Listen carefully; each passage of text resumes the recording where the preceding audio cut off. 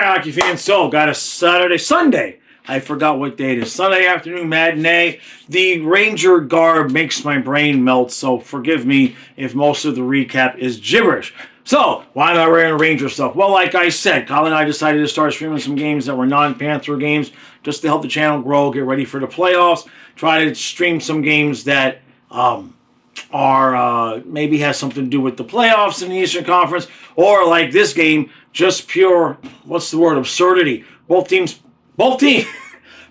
gave up 8 goals yesterday. How many times will you have a Sunday game where it's a back-to-back, where on Saturday both teams gave up 8 goals, both teams used their backup and starting goaltenders, so I don't know who's in net tonight. Nobody's fresh and rested. Everybody played like ass yesterday, so that's going to be interesting to see. So I'm wearing the Rangers, Kyle's wearing Pittsburgh, so when Pittsburgh scores, I got to lift, and when the Rangers score, Kyle has to lift. Let's hope for 16 goals. So what are we going to see on the ice today? I don't really know, because obviously having played the way that they did yesterday, you got to figure both teams are going to be pretty much pissed off. Now, New York enters the game still with some modicum of chance, 4 points out of the 8th seed. Pittsburgh's kind of dead and buried. They're in last place. They're only, I think, 7 or 8 points out, so it's not completely impossible. But let's be honest, that roster's been dead for quite some time. I've always said I didn't ever understand what the Penguins were doing when they hired Kyle Dubas. I thought they were going to do a rebuild. Instead, they did what they did, and what they've done is nothing like what they should have done.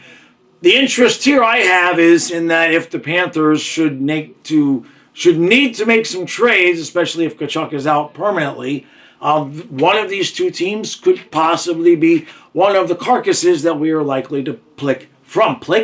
That is, pick and pluck at the same time. Like I said, the Ranger stuff does to my head. I can't talk. That kind of rhymed.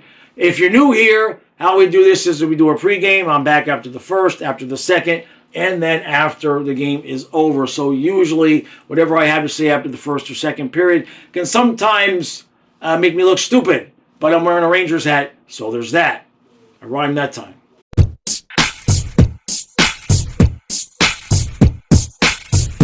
All right, so it's one after one, so both Kyle and I had to lift. Although when Coulier scored here right at the end for the Rangers, Kyle only had to lift for like 30 seconds. I did a full set. He did not. The Penguins' goal was... It was a hockey goal. The puck went into the back of the net. Glass taking a shot, basically flubs it. He barely gets a little piece of it, and it's just kind of aimlessly wandering towards the net where Malkin was in a battle in front, and he just pokes it in, and you get the first goal. Rempe got called for...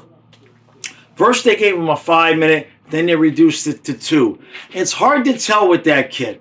I don't watch a lot of Ranger games, so don't flame me for not knowing his exact motivation out there. But the dude is so big. Like, when he hits a guy, he's shouldering him, and he's going to knock him in the head, or at least knock him so high up on the shoulder that his head goes into the glass.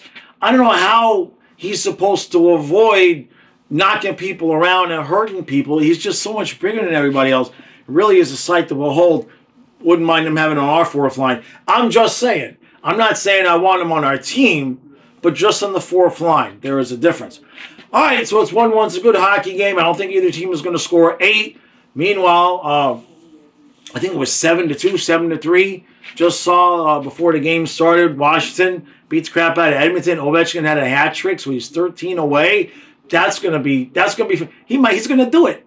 He's going to do it this year, even despite the time he was out with the injury. That is just crazy. All right, let's move on to second period.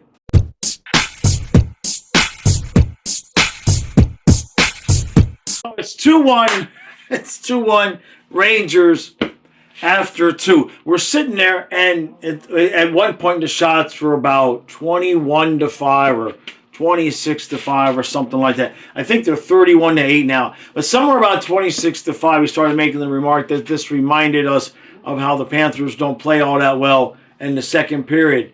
And I said, no, if it was a Panther game, the Rangers would have had 2 goals on 5 shots and we'd be losing. And sure enough, Sure enough, a couple shots later, JT Miller comes in on a 2-on-1, and this kid for Pittsburgh, I think it's Bloomquist.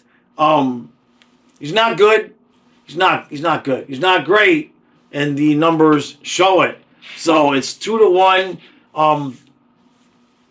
Pittsburgh's dominating in play. Rangers guys are really bad at defense. Like, I don't watch a lot of Ranger games, but you seem to have trouble keeping the puck out of your zone and clearing the puck. I mean, it's not good. It's not good. But Pittsburgh's forward group is so inept at scoring, and Shesterkin is playing well. It's like I said, shots of 31-8. It hasn't really faced a ton of high-quality shots. It's kind of a lot of one-and-dones, and the shot placement is not fantastic. But somehow, Rangers winning this game. Pittsburgh might be time to start selling players. Both teams look disinterested in attempting to make the playoffs, which is interesting because the Rangers are like right there. Like, if they wanted to pull their head out of their ass and play well, they might be able to grab the 8th seed. I don't think they care. Let's finish this game up. Probably going to overtime, aren't we? That would make sense.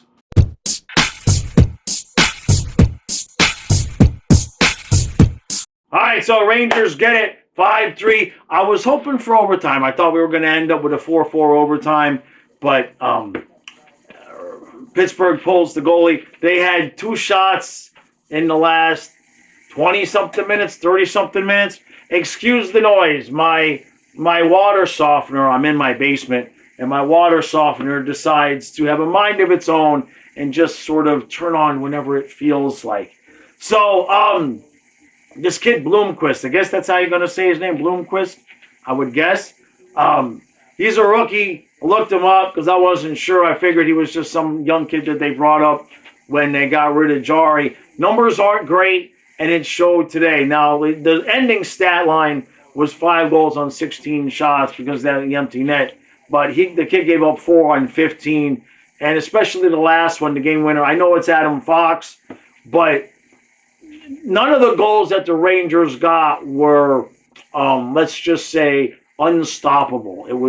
This was a game where Pittsburgh might have, should have, could have won this game, but they can't put the puck in the back of the net because Shesterkin, and they can't keep the puck out of the back of the net because maybe this kid's not ready. His numbers were not good before this game. I think it was 3.68 and an 8.93. It ain't going to get any better today. And I'm all for bringing up your kids and letting them develop and all of that. But this seems like they may be getting ready to ruin this kid's confidence because it's bad. It's not just like he's making some great saves and learning and letting some stuff in. He's just letting some bad goals in, and that's what happened today. So Rangers stay in the mix for a possible playoff spot. Pending the results that happened today, they could end up only 2 points out of the 8th seed. They don't look all that enthused. They don't look like a team that's fixing to make a run.